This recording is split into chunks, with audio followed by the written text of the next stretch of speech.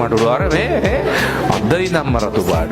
මං හුණ කියනවා වගේ කියනනම් ඊළඟ ඉරිදා රතු පාට ඇඳුම් අඳින ප්‍රමාණය සාපේක්ෂව වැඩියි. ඇයි හම්බ වෙලා තෑගි. හැබැයි හොඳට මතක තියාගන්න ඔයාට වැලන්ටයින් එකට gift එකක් හම්බුණා. කවුද gift එක දෙන්නේ? ඈ? ඔයාගේ සුදු තාත්තිගේ අප්පච්චි. හරි ඒක තේරුම් ගන්න ඈ. ඔයා කෙල්ලට තෑග්ගක් දෙනවා කියලා හිතන්න. කොල්ලට තෑග්ගක් දෙනවා කියලා හිතන්න. ඇත්ත කතාව ඉතින්. ඔයාට තෑගි ගන්න සල්ලි තියනවද? නෑ. We not rich. We broke. සල්ලි අම්ම කරනවද? මොනව කරලා? බාණ්ඩයක් සපයලා සේවාවක් සපයලා සල්ලි අම්ම කරන්නේ. හරි මන් දන්නේ. ඉතින් මේ ඉතින් ඒක නිසා ඔයාට එහෙම කරන්න බෑනේ. ඔයා තාම අධ්‍යාපනය ලබන ගමන්නේ. ඉතින් ඒ කියන්නේ ඔයා සමාන ලාවට ක්ලාස් ෆීස් එකේ යටිමඩි ගහලා හරි එහෙම නැත්නම් තාත්තගේ පර්ස් එකට විදලා හරි එහෙම නැත්නම් අම්මගේ පර්ස් එකට විදලා හරි නේ මොනවා හරි ඔයා ගන්න.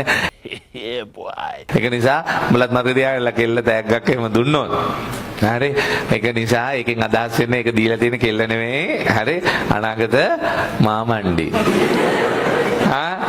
කියලා හිතාගෙන හිටියොත් ඒක පුතේ පව් ඉතින්. හරිද? මොකද පාසල් කාලේ තියෙන ප්‍රේම සම්බන්ධතා සාර්ථක වීමේ සම්භාවිතාවය 0.000000. හරිද?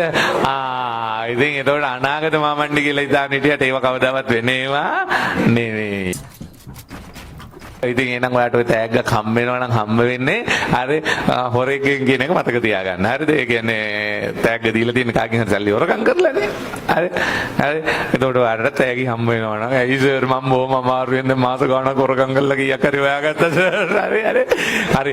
ඒ අම්මගෙන් තාත්තගෙන් උනත් කරලා තියෙන හොරකමක් නේ. හරි නැත්තම් ඔයා මොනව කරලාද ඔක හොයාගත්තේ කියහන්. නෑ සර් මම පහවද 37 පන්තියක් කරනවා. හරි එහෙමද? හරි මම දන්නේ. ඉතින් මේ ඒක ඉස්සරවම හොඳට මතක තියාගන්න. මුලින්ම ලව් කරන්න කලින් හරි ලව් කරන්න මම මේ කතාවෙන් මොකද්ද කියෙව්වේ. හරි ලව් කරන්න කලින් ජීවිතේ පොඩ්ඩක් ස්ථාවර කරලා හිතා ගන්න.